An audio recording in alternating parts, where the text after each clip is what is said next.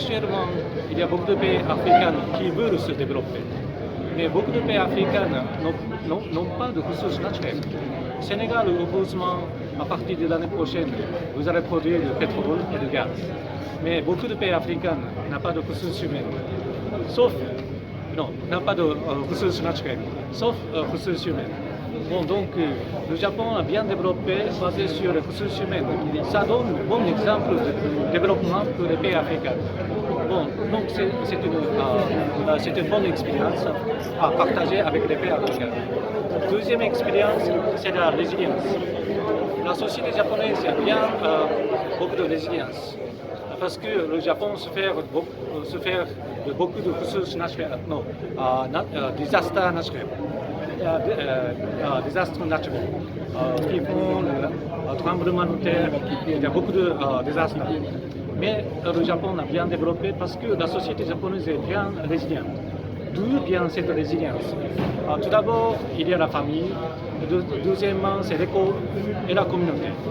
Donc, on peut partager, le Japon peut partager l'expérience pour renforcer la résilience avec les Sénégalais dans le domaine, par exemple, l'importance de la famille, l'importance de l'école, l'importance de la communauté. Bon, on a bien discuté aujourd'hui sur ces éléments-là, donc je suis très content. Et face au risque multidimensionnel, comme on l'a entendu tout à l'heure, aujourd'hui, quelle est la place de la communauté dans cette lutte-là? Au Sénégal, je crois que la communauté, il y a deux types de communautés. Tout d'abord, la communauté locale et aussi la communauté religieuse.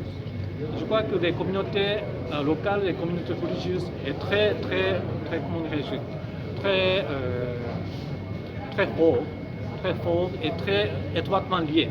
Donc si la communauté religieuse, communauté locale travaillent ensemble pour promouvoir la résilience du peuple, je crois que ça marche. C'est en nature du Sénégal.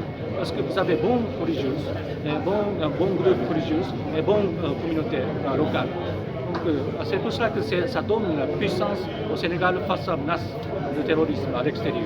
Merci.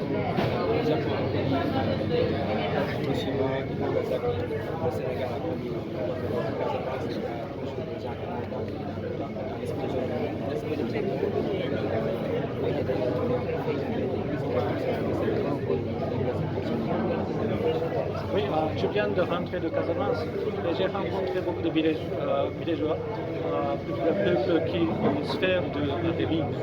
C'est la tradition. Et le Japon a beaucoup d'expérience de déminage dans l'Asie du Sud-Est.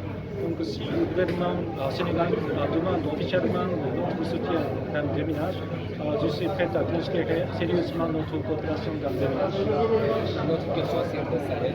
On voit qu'il y a des fois que le Sahel aujourd'hui qui est à la faute des partenaires des fois critiqués.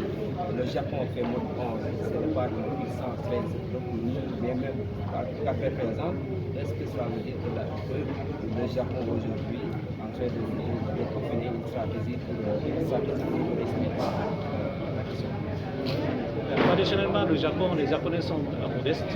Donc notre approche vers l'Afrique, c'est appropriation et aussi partenariat. Ownership and partnership. Ça montre le grand respect du Japon pour le peuple africain.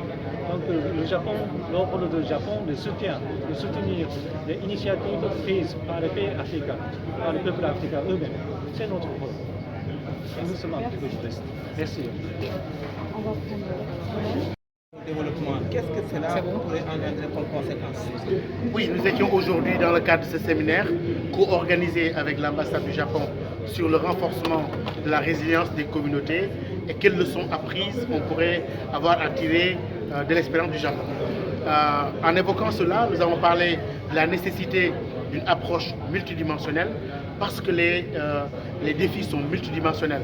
Il y a eu dans le Sahel une focalisation sur le sécuritaire qui n'a pas donné les résultats escomptés et qu'aujourd'hui, je crois que tout le monde sait qu'on ne peut pas parler de sécurité sans développement.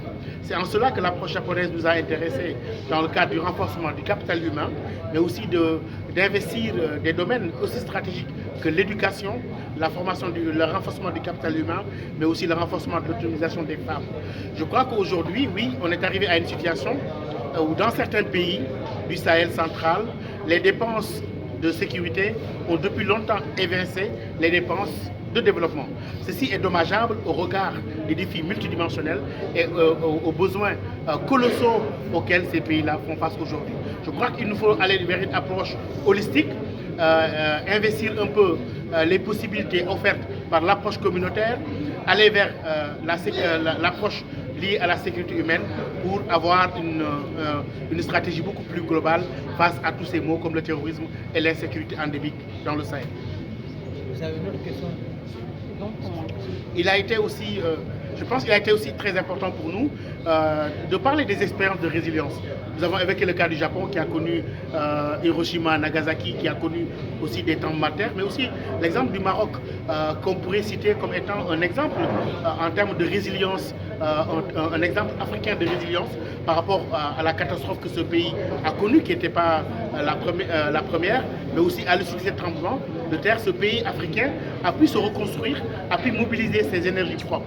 Et je crois que ce sont des exemples qui nous servent beaucoup, mais aussi en valorisant des exemples endogènes qu'on a connus en Casamance, qu'on a connus dans certains pays africains, notamment avec la participation effective des femmes pour trouver des solutions à tous ces conflits et aux défis multidimensionnels auxquels nos pays font face aujourd'hui.